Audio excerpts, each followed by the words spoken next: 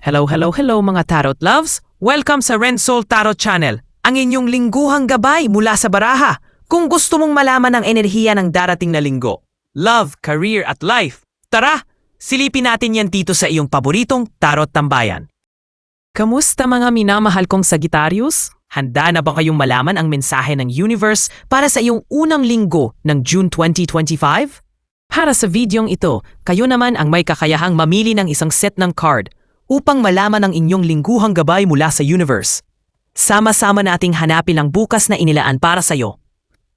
Para sa inyong kalinawan, mga mahal na viewers, ang mga barahang gagamitin upang iyong pagpilian ay maingat na isinagawa at napili sa totoong buhay. Kaya naman nasa inyong kamay na lamang ang magiging sagot sa inyong lingguhang gabay sa pamamagitan ng pagpili ng isang set ng baraha. Bago ka pumili ng baraha, huminga ka muna ng malalim. I-relax ang iyong isipan at damdamin. I-focus ang atensyon mo sa tanong, intensyon o bagay na gusto mong malinawan. Tandaan, hindi panghuhula ang tarot. Isa itong paraan ng universe upang mas makilala mo ang iyong sarili at ang daang tinatahak mo.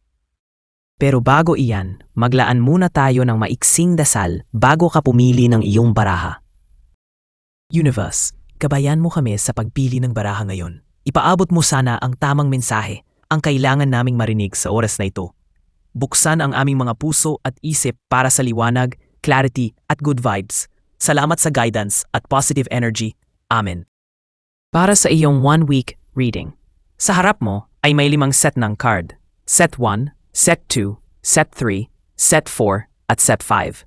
Piliin mo ang barahang pinakamalakas, pumukaw ng iyong atensyon at gamit ang iyong intuition. Ang tamang mensahe ay palaging makakarating sa tamang oras. Magbibigay lamang ako ng 10 segundo upang makapili ng iyong ninanais na baraha.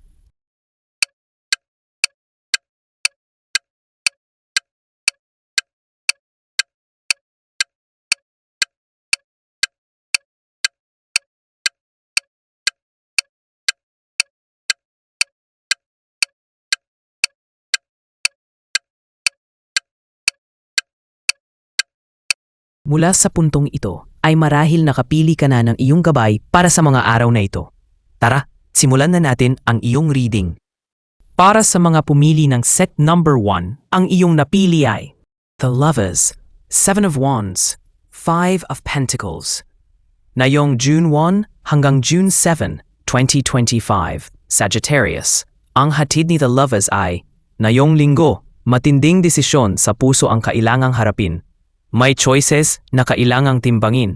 Puso ba o utak? Mahal mo ba talaga o mahal ka lang niya tuwing kailangan? Ang The Lovers ay hindi lang tungkol sa romantic love, pati na rin sa alignment ng values at commitment.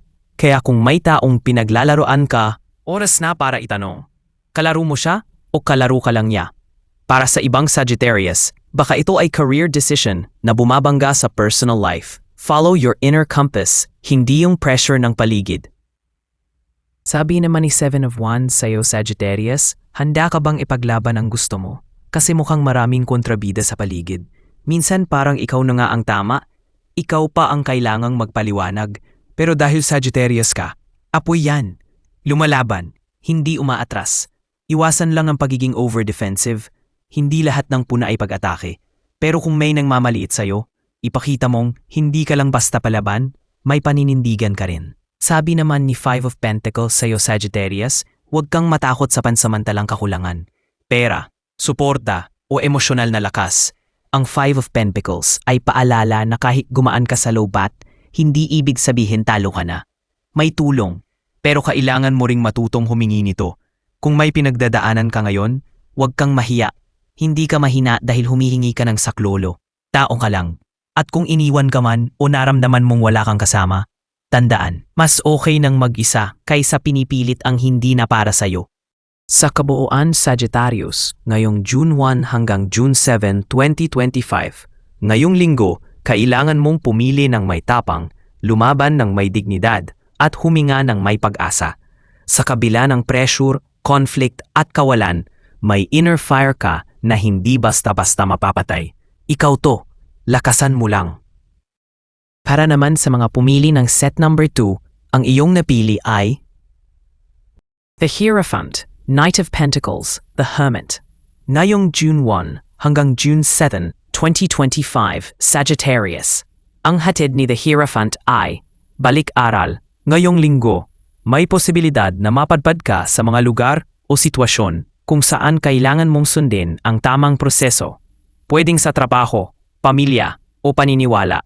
Warning, hindi ito ang linggo ng bahala na si Batman. Kailangan mong sundin ang manual ng buhay kahit boring. Payo ni the Hierophant sa iyo, Sagittarius. Kumonsulta sa mas nakakatanda o may mas maraming karanasan. Baka may sagot na pala sila sa problema mo. Sabi naman ni Knight of Pentacles sa iyo, Sagittarius. Trabahong walang drama, walang fireworks, walang biglang yaman, pero may steady na pag-usad. Ito ang energy mo ngayong linggo. Sa trabaho o pag-aaral, mabagal pero sigurado. Basta consistent ka, may magandang bunga yan sa huli. Sa pera, hindi ito ang linggo para gumastos ng birada. Ipon muna at Shopee mamaya. Payo ni Knight of Pentacles sa iyo, Sagittarius. Slow and steady wins the race. Huwag mainip, Sagittarius. Sabi naman ni the Hermit sa iyo, me time pero may purpose. By the weekend, baka mapansin mong mas gusto mong mapag-isa. Hindi dahil emo ka, kundi dahil kailangan mo lang ng tahimik na space para mag-reflect. Payo ni the Hermit sa iyo, Sagittarius. Deep dive sa sarili mo. Ano na bang natutunan mo lately? May inner voice kang gustong magsalita. Pakinggan mo naman minsan, hindi lang yung Spotify mo. Sa kabuuan, Sagittarius, ngayong June 1 hanggang June 7, 2025, hindi mo kailangan magmadali para makarating. Minsan, ang tunay na aral ay nasa mismong proseso ng paglalakad. Sa love, medyo chill, wala masyadong rom-com vibes, pero okay lang yan. Kung committed ka, magandang linggo para mag-usap ng mas malalim. Sa career, sipag at tiyaga ang puhunan. Paunti-unti pero may progress. At sa spiritual naman, mahalaga ang tahimik na oras para sa sarili. Dito mo matatagpuan ang susi sa susunod mong hakbang. Para naman sa mga pumili ng set number 3, ang iyong napili ay Ace of Wands, Two of Swords, The World. Ngayong June 1 hanggang June 7, 2025, Sagittarius.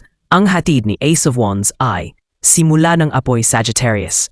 Simula pa lang ng linggo, parang may napakagandang ideya na bubulaga sa iyo. Pwedeng passion project, bagong business idea, o inspirasyon na bigla na lang dumapo habang nagkakape ka. Para kang sinabuyan ng gasolina, tapos sinindihan. Motivated, excited, at ready to go. Pero tandaan, ideya pa lang yan. Kung gusto mong umusad, kailangan mo itong buhusan ng effort at action. Payo ni Ace of Wands sa iyo, Sagittarius. Huwag hayaang mabulok ang idea sa utak. Isulat, simulan, o ishare sa trusted na tao. Sabi naman ni Two of Swords sa iyo, Sagittarius. Kalituhan sa gitna ng aksyon. Midweek, habang high pa ang momentum, may darating na choice o sitwasyong parang, bakit ngayon ta? May desisyon kang kailangang gawin, pero medyo mahirap mamili. Baka may fear of missing out o takot sa maling hakbang. Maaaring may dalawang options na parehong okay, pero magkaibang landas. Payo ni Two of Swords sa Sagittarius, huwag mong takasan ng desisyon. Hindi mo kailangang malaman ang lahat ng sagot agad. Trust your gut at huwag hayaang analysis paralysis ang pumigil sa'yo. Sabi naman ni The World sa Sagittarius, tagumpay at pagtatapos. By the end of the week, boom, pak, may sense of completion o achievement na mararamdaman mo. Pwedeng matapos mo na ang isang goal o makaramdam ka ng closure sa isang matagal mo nang iniisip. This card also signals leveling up, parang graduation feels. Ready ka nang tumapak sa bagong chapter. Ang payo ni The World sa iyo, Sagittarius, celebrate your wins. Malaking bagay ang matapos ang isang cycle. Huwag mo ring kalimutang magpasalamat sa sarili mo. Effort mo yan. Sa kabuuan, Sagittarius, ngayong June 1 hanggang June 7, 2025. Ito ay linggo ng simula, pagdadalawang isip at matagumpay na pagtatapos.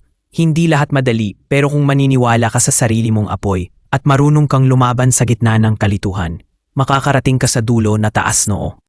Para naman sa mga pumili ng set number 4, ang iyong napili ay The Hanged Man, Six of Wands, Ten of Pentacles. Ngayong June 1 hanggang June 7, 2025, Sagittarius. Ang hatid ni The Hanged Man ay Huwag kang magulat kung parang ang lahat ay nakapos muna sa simula ng linggo. The Hanged Man is here to tell you, uy, chill ka muna. Hindi lahat ng laban kailangan sunggaban agad. May bagay na hindi mo kontrolado. Isang sitwasyong parang sinadya ng universe para pigilan ka, pero hindi para pahirapan ka. Para ka lang nilagay sa timeout ng langit para ma-realize mo na, may ibang angle pala dito. Kaya bago ka mag-rant, tanungin mo muna ang sarili, ano bang lesson dito? Ang payo ni The Hanged Man sa'yo, Sagittarius. Pag may delay, baka may dahilan. Trust the pause. Sabi naman ni 6 of Wands sa'yo, Sagittarius, Rising Star Alert. Boom! Biglang comeback. From nakabitin to parang nanalo sa loto ng good vibes. This is your victory lap, Sagittarius. Pwedeng may makuha kang recognition, panalo, o simpleng validation na, uy, tama pala yung desisyon ko. Expect praise, messages of encouragement, or even social media clout. Yes, kahit isang viral post lang yan, count mo na. Pero tandaan, ang tunay na panalo ay hindi lang sa likes, kundi sa lakas ng loob mong lumaban. Sabi naman ni 10 of Pentacles sa'yo, Sagittarius, Legacy Building Mode. Ang ending ng linggong ito, puno ng seguridad at suporta. Maaaring may blessing na paparating mula sa pamilya, isang big project, o kahit simpleng assurance na, uy, future ready na ko. Itong baraha ang nagsasabing, long-term success is in the works. Hindi lang to tungkol sa pera, kundi sa sense of belonging. Baka makaramdam ka ng, finally, I'm where I'm meant to be. Ang payo ni 10 of Pentacles sa'yo, Sagittarius, pwede ring may reunion, bonding with family, or legacy project na sisimulan mo. Sa kabuuan, Sagittarius, na yung June 1 hanggang June 7, 2025, minsang kailangang huminto para mas lalong makalayo. You may start the week hanging, but you'll end it standing tall, celebrated, and secure. Hindi mo kailangang magmadali, Sagittarius. The universe is aligning things for your ultimate glow-up. At para sa pinakahuling set ng card, set number 5, ang iyong napili ay The Hierophant, The High Priestess, 2 of Cups. Ngayong June 1 hanggang June 7, 2025, Sagittarius, ang hatid ni The Hierophant ay parang pinapabalik ka sa classroom of life. May pagkakataong matuto ka mula sa mas nakatatanda o may mas maraming experience. Boss, mentor, o kahit lola mong laging may payo. Huwag kang pasaway dahil ang susi sa progress mo ngayon ay pagsunod sa tamang proseso at paggalang sa mga established na rules. Hindi ito ang linggo para magrebelde. Kalma lang, disiplina muna bago adventure. Ang payo ni The Hierophant sa'yo, Sagittarius, sumunod muna sa sistema bago mo ito i-reinvent. Hindi ka matatalo sa tamang diskarte. Sabi naman ni The High Priestess sa'yo, Sagittarius, tahimik pero intense, ganyan ang vibe ng barahang ito. Pinapaalalahanan kang makinig sa instincts mo na yung linggo. May mga bagay na hindi mo pa dapat sabihin, gawin, o alamin. Hayaan mong lumutang ang mga sagot sa tamang oras. You might feel more introspective than usual, at okay lang yun. Mag-journal ka, magmuni-muni, o kaya magtanong ng, anong kailangan kong hindi kalimutan tungkol sa sarili ko? Ang payo ni The High Priestess sa'yo, Sagittarius, pagkatiwalaan mo ang sarili mong wisdom. Hindi mo kailangang ipilit ang sagot kung di pa panahon. Sabi naman ni 2 of Cups sa'yo, Sagittarius, O Sagittarius, love is in the air. Ang 2 of Cups ay love card na may kilig. Kung may jowa ka, expect sweet moments, meaningful conversations, at baka may us against the world vibes.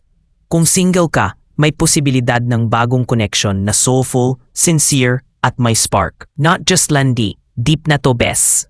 Sa kabuuan, Sagittarius, ngayong June 1 hanggang June 7, 2025. Ito ang linggo ng balanse sa puso at isip. Minsan kailangan mong sundin ang nakagawian, makinig sa sarili mong intuisyon, at alagaan ang koneksyon sa mga taong mahalaga sa iyo. Hindi mo kailangang maging laging on the go. Minsan, ang tunay na lakas ay nasa katahimikan, koneksyon at kaalaman. Araya na nga, Sagittarius, ang iyong tarot reading para sa linggong ito. Sana'y nakatulong ito upang bigyan ka ng gabay at inspirasyon sa mga darating na araw. Tandaan, ikaw pa rin ang may hawak ng iyong kapalaran. Gamitin mo ang mga mensaheng ito bilang ilaw sa iyong landas. Kung nakaresonate sa iyo ang reading na ito, huwag kalimutang i-like, i-share, mag-subscribe at i-click ang notification bell para sa mga susunod pang readings. Muli, ito ang Renz Soul Tarot Channel. Maraming salamat sa panonood at magkita-kita tayo muli sa susunod na readings. Ingat ka palagi, Sagittarius!